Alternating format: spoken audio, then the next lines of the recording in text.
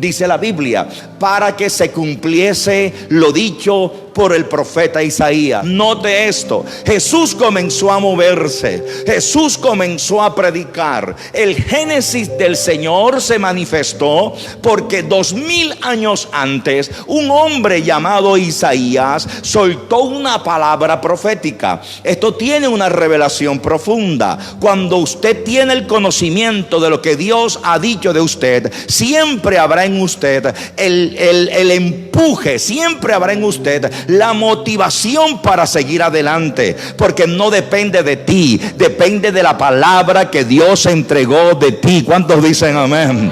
El Señor aparece en la escena pública, Él comienza a moverse, a predicar. La Biblia dice que sale de Nazaret y llega a Neftalí y a Zabulón. ¿Pero por qué, pastor? Porque sobre él, sobre sus hombros, sobre su vida había una palabra profética. ¿Y qué es lo que le da dirección a nuestra vida?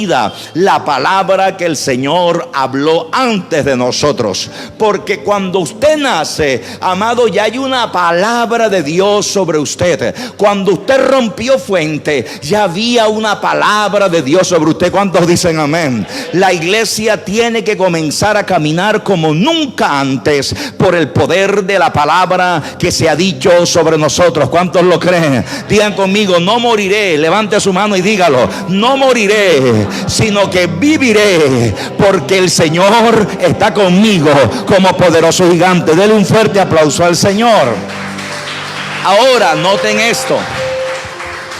A mí me impresiona que lo primero que hace Jesús es moverse por lo que ya estaba escrito. ¿Y qué fue lo que ya estaba escrito? Eso es lo que tenemos que encontrarnos en nuestro caminar profético. Usted no puede caminar sin antes conocer qué está escrito de usted. Pero la pregunta es: ¿en qué libro de geografía yo encuentro que está escrito de mí? La pregunta es: ¿lo encuentro en un libro de historia? La pregunta es: ¿lo encuentro en algún libro escrito por algún hombre? No, amado. Para que usted pueda saber lo que está escrito de usted, usted tiene que identificarse con la palabra. Usted tiene que tener un tiempo en su vida, un espacio, y sentarse a leer la palabra, para que sea la misma palabra quien le muestre que está escrito de usted. Y cuando usted tiene bien claro lo que está escrito de usted, eso lo va a catapultar por encima de problemas, de adversidades, porque lo que está escrito de usted, dice la Escritura,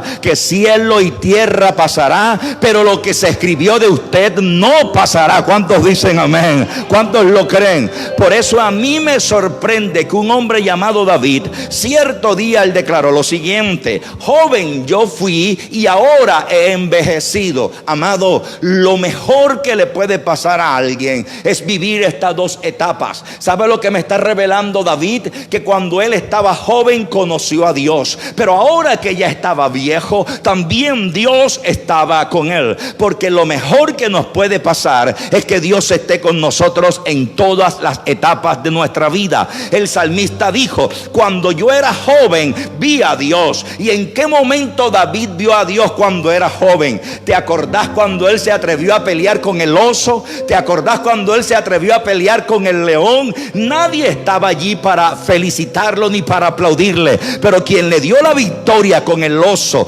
quien le dio la victoria con el león, fue el mismo que le dio la victoria cuando él peleó con el gigante. ¿Por qué, pastor? Porque Dios primero comienza a prepararte en victorias pequeñas para luego llevarte a conquistar las más grandes. Quiero decirte en esta noche: si Dios está contigo, Él te ayudará a vencer lo que hasta el día de hoy se ha levantado en el nombre poderoso de Jesús. ¿Cuántos dicen amén? Por eso Él dijo: cuando yo era joven peleé con el oso, cuando yo era joven peleé con el león, pero ahora que yo he envejecido me he dado cuenta que ninguno de mis hijos y mis generaciones, damos gloria al Señor, no van a mendigar pan, porque el salmista sabía que la recompensa de los justos era ver la gloria de Dios en su casa. ¿Cuántos dicen amén? Diga: Dios está conmigo.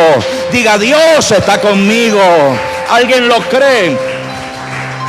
Pero eso era la palabra profética. Porque usted tiene que aprender, por favor, que su espíritu escuche esto. ¿Y por qué le digo que lo escuche su espíritu? Porque si usted lo recibe en su corazón, quizás sale de aquí y tienes un problema. Si lo recibes en tu corazón, sales de aquí y tienes alguna circunstancia. Y la Biblia dice: engañoso es el corazón del hombre, ¿quién lo conocerá? Porque de repente usted recibe la palabra en el corazón y el problema le ahoga la palabra, la circunstancia le ahoga la palabra. Pero cuando usted recibe la palabra en su espíritu, vendrá la tormenta, vendrá toda tribulación, y usted dirá: la palabra que Dios me entregó no la va a quitar nada. Dios me ha levantado y cosas grandes hará el Señor conmigo. ¿Cuántos lo creen? ¿Cuántos lo creen? Por eso usted tiene que recibir la palabra en su espíritu. El Dios Todopoderoso, note esto, le entregó una palabra a David. Pero cuando le entregan la palabra a David, la Biblia dice que él era un simple pastor de ovejas. La palabra ya estaba depositada en él, pero él tenía que confrontar palabra con realidad. Digan conmigo: palabra versus realidad. Amado, a él lo habían ungido, pero cuando a él lo ungieron, él no era rey. Entonces él tenía que caminar con una palabra profética, pero entonces era el simple pastor de ovejas. Amado, si la palabra profetizada sobre David no entra a su espíritu, siempre que él tenía que ver las ovejas, él tenía en poco la palabra que le había sido entregada, pero él no la tenía en el corazón, él la tenía puesta en su espíritu. Y él sabía que no se iba a quedar donde estaba. Él sabía que el palacio lo estaba esperando. Levante su mano, por favor. Diga conmigo: algo mejor me está esperando. Dígalo, dígalo: algo mejor me está esperando. Porque la palabra lucha contra la realidad. La palabra profética lucha contra la realidad. La palabra viene de Dios y esa palabra se enfrenta a la realidad. Y la realidad es lo que tú estás viendo, pero la palabra dentro de ti te está diciendo: yo estoy contigo, no vas a morir, sino que vas a vivir. Yo estoy contigo, te daré victoria. La palabra comienza entonces a luchar con la realidad.